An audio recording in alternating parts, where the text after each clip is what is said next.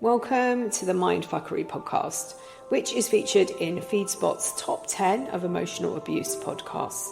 I'm your host, Elizabeth, and in here we explore areas others fear to tread.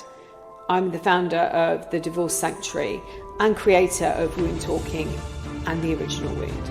I'm also author of Finding Lily, the A to Z of emotional abuse and divorce matters. I've been a woundologist for over 20 years, working with past life wounds, clearing ancestral trauma, and working with this life wounding. And it's through my own personal journey I know how much this hurts and how confusing life becomes. So many questions, no real answers. And I'm on a mission to help and educate as many people as I can on the effects of trauma on our lives and our children's lives, and helping them heal the wounds of our mothers and our fathers. It stops here, it stops now, and it stops with us. So, welcome along for the journey of a lifetime. And you are very, very welcome. I wish you weren't. I wish this didn't exist and none of us had to go through this. However, from my point of view, I do see this as a gift. I do see this as an opportunity to delve in and to heal some really deep wounding and change people's lives. Not just my life, the people around me. As I said in the intro, or I say in the intro, I've been working with wounds for over 20 years. So it's 21 and a half years now. Past life wounding was how it started. I think I've been doing it in other ways, but not as on this deep level. Past life wounding is how it started in 2002. And then around about 2013, I started working with ancestral wounds and clearing the ancestral trauma line. And it gets passed through. It's a gift. It's like being something that's being gifted to you through the generations, like a phrase, like a piece of jewelry. This happens. Children witness things. They experience things they shouldn't. And to me, this now is an opportunity for us to stop it and say, it stops with me. Let me try and help my children who have been exposed to this environment. Our first 7 to 8 years of life is where we are moulded. And it's honestly my true belief that there are a few things that I believe. I believe that when a mother has a baby, that child tells her what it wants to be called. That child comes in with a set of instructions that it needs to carry out, it needs to experience. And I truly believe that if you have gone through this form of abuse, it's your opportunity to heal the wounds that you might have brought in from other lives, to heal the wounds of your mothers and your fathers, to heal the wounds of your grandparents, to cut it now and say, now it's over with me, it stops here. This week I want to talk about coercive control. Again, it might be something that I've witnessed. I want to flip some of it around through the manipulation and the coercion, what can happen to you inside that makes you then do things like you might self-isolate. So I want to talk about that. I want to incorporate sexual coercion and financial coercion because they're huge as well, part of this. And I want to slip in some of the questions that are being asked are, how do you prove coercive control? And so I want to go over that. But I am celebrating with a big mug of tea because the Mindfuckery podcast is now at number 5 in FeedSpot's charts for emotional abuse. So thank you so much for everybody who listens, everybody who supports me in whatever way you support me. My focus, I'm slightly changing it now, not with the podcast. The podcast gets fed into YouTube. I have slowed down on what I've put on YouTube. I was working on a really exciting project over the summer, and it's about changing energies and changing belief systems and healing archetypal wounds. So again, it's this wounding. I really want to get involved in more of those projects and do some more work in that area as well. I will be bringing my YouTube channel back up to life, freeing up a bit of space. I've sort of kept it going by having the podcast go into it, so there was something going in every week or most weeks. So the focus is changing, and I really want to throw everything into a membership that supports men and women who are going through emotional abuse, to help them not only heal those wounds, but empower them to divorce emotionally, to get through that divorce process if that's the route they're going down, to recover and to start to build up healthy relationships, maybe to do a bit of reparenting. So the whole encompassing of that healing process is going to be in there. 2 tiers there will be. That's where I want to focus all of my energy, along with the podcast, YouTube supporting it. So there's a free level, there's a really low cost level, and there's a slightly medium level in there as well. I will talk about that. Now, obviously, the book's been launched. I have got some other ideas of things that I want to do, but I'm a little bit late for the one that I really should have pulled my finger out a few months ago and I've procrastinated over. But coercive control is what I really want to focus on. It seems to be a big topic at the moment that people are searching for and looking for.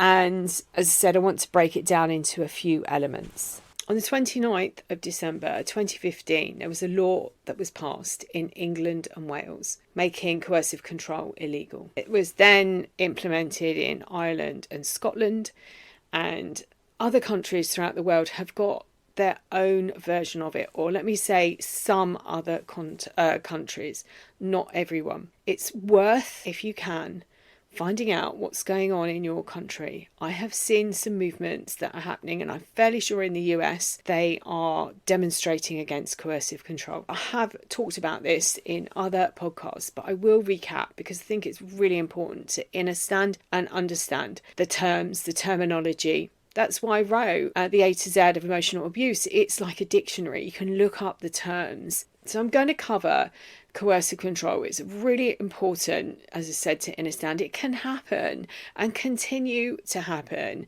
outside of the relationship. When the relationship is broken down, you might be going through divorce. There's sections in Divorce Matters. In fact, Divorce Matters has really been written around the manipulation and the coerciveness of that process. It was driven by passion for the abuse not to continue, to empower people and help them break away and break those cycles and break those invisible chains that connect you. And the passion behind it, the energy behind it, was from my experience and how I felt that the abuse was being carried out by proxy. That's how I felt it was. It was continuing through the divorce process. And I wanted other people not to experience what I experienced. I want, as much as I can, to help people claim back their power.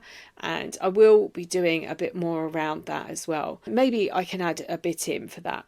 So let's just break this down. Common examples of coercive control are isolating you from friends and family, depriving you of basic needs such as food, monitoring your time, monitoring you via online communication tools, taking control over aspects of your everyday life, such as where you can go, who you can see, what you can wear, when you can sleep, depriving you of access to support services such as medical services, repeatedly putting you down, saying that perhaps it might be that you're worthless, it might be humiliating or degrading or dehumanizing you, controlling your finances, making threats or intimidating you. Now, I've done some YouTube videos on sexual coercive control and financial coercive control. Financial coercion runs hand in hand with emotional abuse or coercive control, the same as sexual coercion. But I wanted to break those two down separately because when I was recording the videos, one of them is, I think the sexual coercion is my top video on my YouTube channel, and I want to re-record it actually because I've just looked at it again and thought, oh gosh, it's you know, it could do with updating, not in what I'm saying, but just in the presentation of it. Sexual coercive control is persuading you, coercing you to do something that you aren't comfortable with. Emotional abuse is about manipulation and control. It's about breaking down the boundaries. So sexual coercion is unwanted sexual activity where you might feel pressured or tricked or threatened or forced, and it might be in a physical way. A majority of people would see that as rape. So the definition of rape from the Metropolitan Police, and this is a couple of years ago, so it's where a person intentionally penetrates another person's vagina or anus or their mouth with a penis without the other person's consent. Sexual assault is where penetration happens and this other person penetrates vagina or anus, could be with another body part, or it could be with an object. And again, that is without that person's consent. But sexual coercion is when a partner feels obliged or perhaps forced to perform a sexual act. It might be that they live in fear. If they don't carry out this act, that the consequence could be loss of the relationship. It could be through triangulation that this comes about. And it might be that they're using things like affairs. It could be that they've had an affair, they've been caught, and they're coercing you into doing something that somebody else is prepared to do for them, and using the excuse that they've had to have this affair because you wouldn't perform this sexual act. And over time, with your self-esteem being so low, and with things like infidelities that spin you into a state of confusion, and don't forget there's gaslighting that goes on, the triangulation as I've mentioned. So they coerce you into performing a certain sexual act, and it might be that you don't want to perform that, or you don't feel comfortable participating. And as I said, this is about boundary breaking as well. This is about taking control over every aspect of your life. It might be that they triangulate you with somebody from another relationship. So again, they're threatening your relationship and the threat walking away from your relationship. It might be that other people have done this in other relationships for them. And with all the manipulation that goes on, it's quite easy to get caught up and do things because you're told that they're the best thing that's ever happened to you. They treat you initially in a really good way, and you believe that they're looking after you and you're the only person that's ever really understood them. They might persuade you that there's something wrong with you. Other people do it, and making you, your self-esteem being low anyway, making you believe that there is something wrong with you. And as I said, this isn't just with sex. It can happen with money. And taking these two separately, the comments that I get on both videos are saying how other people have experienced this and believed that they were the only ones experiencing this. It's so easy to have control over someone who's got no money, who isn't able to feed themselves or clothe themselves. And in fact, this morning I had a conversation with someone and they were saying, oh, but this person doesn't have financial issues. Her husband is really wealthy. Those statements don't go hand in hand necessarily with financial coercive control. And I've known so many people that have been in this situation.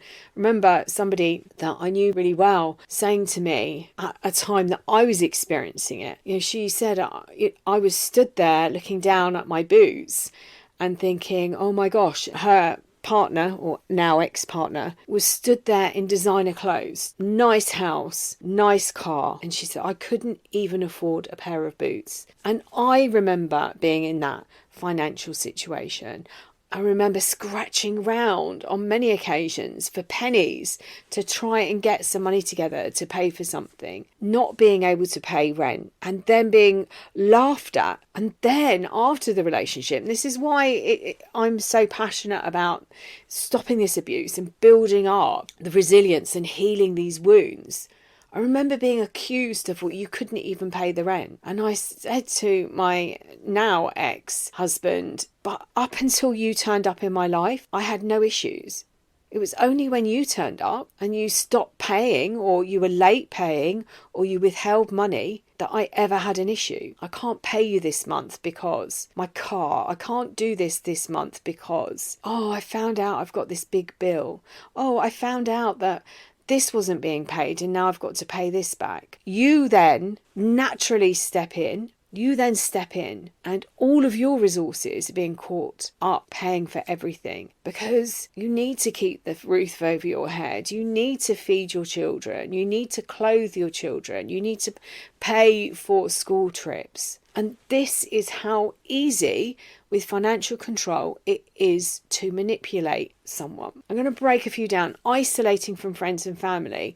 This is done in a way that they may question your relationships. They may question the advice that people are giving you. They may question why you're listening to someone and why you're not listening to them. They might even pick up when perhaps a friend can't make it and has let you down in some way. And they might hold on to that information and keep reminding you that this person keeps doing that. This person repeatedly has done that to you. And it makes you start to question the loyalty within those friendship groups or family groups. And when you've got gaslighting and you're experiencing cognitive dissonance, you've been told with the gaslighting that something's true and it isn't, and vice versa, your mind starts to feel under attack. And when it feels under attack, it goes into survival mode, as we do, the whole of our body, our nervous system included. The hippocampus starts to close down to protect itself. And I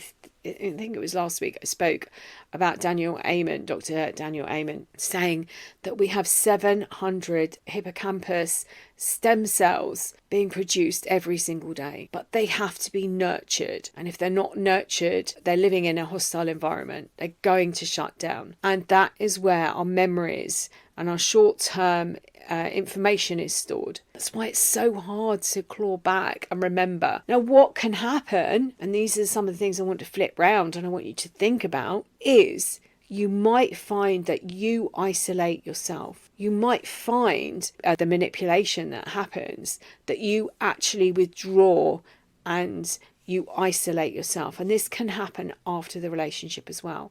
Your self-esteem, yourself, the way you see yourself, your perception has shrunk, much like the hippocampus. You've been told so many times what's wrong with you. And then, as part of the cycle of abuse, you've gone back round to this love-bombing idealization stage, and they've told you how amazing you are. And then a bit later, they're telling you and criticizing you for all the amazing things they think about you. They're flipping it around and saying what they don't like and how they don't like the way you do something. And at first, when that starts happening, you might call it out and say, well, hang on a minute, or even think to yourself, that's really weird. A few weeks ago, he was saying he really liked the way I did that, or she really liked the way I did that. And now that's flipped. So it might be because you can't trust your judgment. I spoke about loss of identity last week, and this is linked to it, this manipulation and this control that takes place. Depriving of your basic needs, such as food and water, maybe clothing, monitoring your time. It might be how long it takes you to go somewhere. When we went into lockdown, my biggest fear was what it was going to do to the children that were going to be living in abusive environments. I was also aware that that time on the school run might be the only break that a person gets from that toxic environment. So it might be that you have to leave to take the children to school at 8 o'clock in the morning, and you might walk there and it's a 20-minute walk. You might be allocated 50 minutes to do that. Why is it taking you an hour and 10 minutes? So it's that monitoring of time, how long it takes you to do something. Why is it taking you all day to do the housework? What have you been doing all day? But they can also monitor you via online communication. And I remember experiencing this. I saw my ex-husband's laptop open with somebody's profile, and she was a coach that I'd used. I think I've spoken about this before, and she just announced that she was pregnant, and I'd written congratulations, and he had her profile. He's not connected, he wouldn't know anything about her, and there he was scouring her profile. At the time, he was trying to stop me communicating. He didn't want me answering phone calls that I didn't recognize the number. Taking control over aspects of your everyday everyday life, where you can go, what you can do, who you can see, when you can sleep. It affects your nervous system and you live in this very alert state. And it might be that you're deprived access to support services, repeatedly putting you down. And you then end up doing this yourself. And this is why I teach some of the techniques that I teach. Questioning and reprogramming the brain and asking, is that true? When you're told something over and over again, and then through your self-esteem, the way you behave, where you feel about yourself, you might be making mistakes. You might be then carrying out the things, be careful what you wish for, always doing that. Why do you always burn that? You might be an okay cook, but all of a sudden you start to make mistakes, and then you might repeat what you've been told. Oh, I'm really bad with money. Oh, I'm always burning things. I can never do this right. And that energetically affects what's going on inside your body and how you feel about yourself. And we can reprogram that, and we can challenge these beliefs. These beliefs might come from childhood. It might be something that you've been told by a parent, a grandparent, an aunt, an uncle, a teacher, and we can start to question, is that true? And by stopping and asking those questions, you can find examples of how it isn't true and start busting those myths that you hold about yourself and literally stepping into your own power. I've spoken about financial coercive control, making threats and intimidating you. And our experiences make us protect the person that's abusing us. And this manipulation is done so covertly that the person that's abusing us, we turn to for protection. I've just listened to, I think it was a TikTok. If I can find it again in my history, I will post a link. And it was the IKEA effect. And they gave an example of a girl that goes on a date with a guy who's wealthy and who can treat her really well. And she goes on another date with somebody who hasn't got any money, and they talk about the IKEA effect, and she picks the guy that has no money. They're saying why? Because she's been to a restaurant, she hasn't had to do very much. A car picked her up, and she was treated like a queen. She was taken out, everything was paid for, she was dropped back to her home, and she texts the guy or messaged the person and said, thank you so much, I've had a really lovely evening. A few days later, she goes out with this other guy. He didn't have very much money, but he's really honest, and he says, I've just had to invest some money in something, means I'm a bit short of cash, but if you're prepared to come with me, we'll go to the park and we'll do a bit of busking, we'll get some money together, and then we'll go and have something to eat. So that's what they do. She helps him. I think the example was that they ended up with a ticket or a fine for busking, and in the end they get a taco each and they had to share a drink because there wasn't quite enough money. And they were saying about the IKEA effect, and you invite somebody round to your home and you've bought a piece of furniture, and IKEA is a low to mid-range furniture shop that you self-assemble. So they say, as a visitor, if you went into someone's home, you go, oh, that's quite a nice table. If I was to give that a rating out of 10, I'd give it a 7. The person that owns that piece of furniture might give it a 9 or a 10 out of 10. And they were talking about the investment and the why this girl has picked the guy with no money, because of the investment in that relationship. When you're rating your IKEA purchase, you've self-assembled this, you've put it together. So as part of your energy has gone into that process. It hasn't arrived in a box that you unpack. I remember having loads of hassle with an IKEA dining room table and the bolts didn't fit and having to go backwards and forwards and sort it all out and find the right ones that did. But there was an investment in time, and this is what they're saying. It's a self-assembly. So you've made that. They were also talking about cakes, and they were saying that the box cakes used to come and all you had to do was add water. People weren't invested in that, and they weren't buying that product that literally just add water, put it in the oven, because that was all you had to do. They didn't feel there was any part of their energy. And so the cake manufacturers decided to take their eggs out and the milk out, and they sold it that you add your own milk and add your own eggs and then you make it because you've put more into it. They were starting to see the sales of these products go up. And this is the slot machine effect. Anyone who has watched Friends, there's a scene where they're in Vegas with Phoebe going round and she's ploughing money into a slot machine. And I think it's an old woman that's following her around. She's collecting or scooping up to see what the money is. And it's this investment. And this is what's happened. This is why it's so hard to walk away from these relationships. You've invested time and energy. And each time you went to leave, there was another promise. There was a fake future that's dangled like a carrot in front of you. They change their behavior, or they throw what your future is going to look like in front of you. And like Phoebe, or the woman standing there with a pot of coins, keep feeding the coins. The coins represent your time, your money, your energy, your love, everything that you've put into that relationship.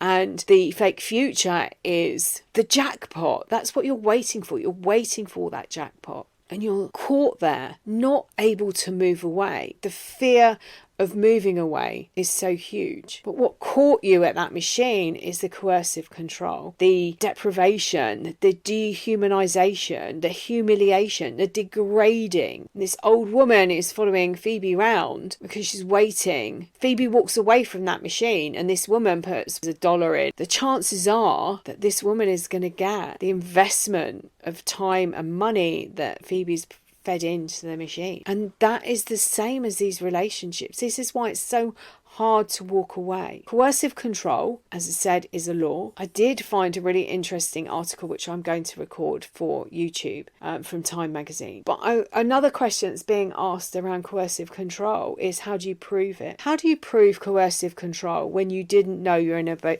abusive relationship? How can you get that information when you've walked away and then realised afterwards? Perhaps you can sit down, and I think this is really, as part of your healing, it's really important to do. Also part of combating rumination and those moments when you believe this is all your fault. Perhaps you're the narcissist, you're asking that question and you're going over what happened and then wondering whether it was you. I'll also put this link into the description box below as well, because they're saying look at copies of emails, phone records, text messages, evidence of abuse over the internet, tapes and transcripts from maybe 999 calls. That is more physical abuse. CCTV, body-worn video footage, medical records. Where I would say you'd be able to gather evidence would be text messages, maybe emails, bank statements. I don't know why they're not on there. Bank statements to prove that this happened. If you can remember the names of the people and the scenarios where perhaps you were coerced sexually and there's a triangulation that's going on. In fact, the A to Z might help you. The A to Z of emotional abuse. It will help you put everything in order in your head that makes sense, so you can understand and process what actually happened. Because there are times where you're battling what happened. Was that abusive or wasn't abusive? Are you the abusive person? Writing out your story. When I wrote Finding Lily, in a way that helped me process something that had happened 26 years before. It helped me realise what was going on. So if you can see and get that story out, so you can see the patterns. That's what happened when I wrote Finding Lily. I saw the patterns from one relationship emerging black and white as the ink hit the paper, because I hand wrote it to start with. I could see the patterns. I knew they were there. When you can actually see something in black and white, it's a bit more than an inner standing. It's like you see something that you can't now unsee. So example of things that you need to prove coercive control might be quite difficult. Who would think to wear a body video unless you are awake to coercive control and you're trying to get out of the relationship? If you haven't realised that that relationship was emotionally abusive, you're not going to know to do this. And if you've walked away, or even if you've been discarded, you can write your story out. And your story is compelling evidence of what the patterns were in the relationship. And it might be then that somebody might say, can you prove that? Have you got information on that? Financial coercive control might be that the money went into somebody else's account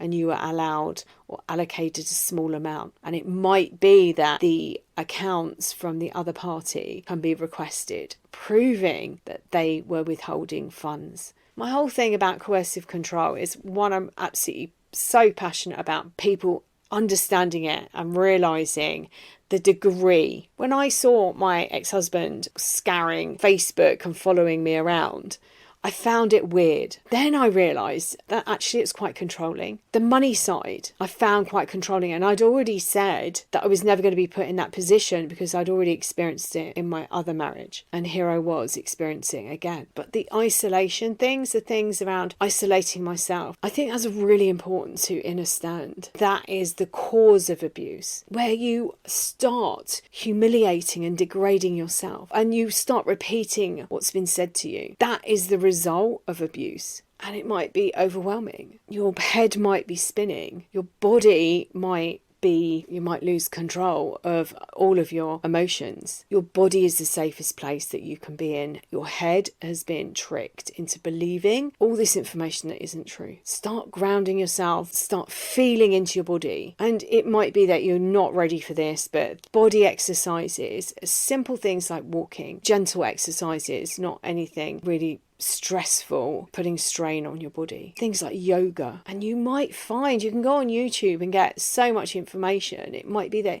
you find someone who does a 10 or 15 minute routine. That's maybe all you can cope with to start with as you build yourself back up again. But body exercises and things that are grounding and keeping you in your body, that is so important. And writing that story out. And it might be that you can't do anything about the coercive control because it's out of your country and it's not a law in your country. But that story can help you see that this was abusive, and you can start to break down bit by bit, staying in your body, grounding, breathing and regulating your nervous system. And then once you've done that, you can go deeper and then into the wounds. Abuse affects so many different levels. Meditation can help you. Guided meditation is probably the better way of doing it. When you're coming out of these relationships, you've got so many voices going on in your head, so many things. Something happens and then you've got a voice that contradicts it. Or there's a voice telling you shouldn't be doing something. Or that you always get that wrong. Or you always do that wrong. Or it's always your fault that something happens. Or that you're never good at such and such. And these voices are there all of the time. And on top of that, you can't sleep. I mean, this is my experience. So, and then there's the nightmares, the very real nightmares. And my experience was that I was being held down and attacked. Then there's the adrenal fatigue. I'll put a link to the podcast on that. The cortisol kicks in. You go to bed, you can't sleep. The moment you go to sleep, it's time to wake up. The stress hormones that are playing around with the whole physiology of your body. Self-esteem, where you don't feel worthy. For some people, if they haven't dealt with this, if they have got money or they were awarded money through the divorce, they can make, if they're not in a good place, can make some bad or poor decisions with regards to money, maybe giving it away because they don't feel worthy. This is why it's so important to get everything in order so that you can then move forward and heal the wounds and create the most amazing life that you were born to live, abuse-free, and show people, lead people. I've just updated, I'll put this in the link as well, I've just updated the self-care workbook, which is a free workbook. And I use an example of that in there of somebody that I've worked with. And the work that she was doing on herself, she didn't know was having an impact on her sister and her mother. And it was just so profound. And then to be able to point that out, her mother changed her life around completely. Watching how her daughter was breaking the patterns and healing and growing and becoming a more powerful person following the breakup of her marriage. And the mother went and changed her life, as did her sister. It was just amazing to watch and to hear the stories. That could be you as well. And I hope it's given you the inspiration to do that, to understand what's going on inside you. As always, I'm sending you loads and loads and loads of love until next time.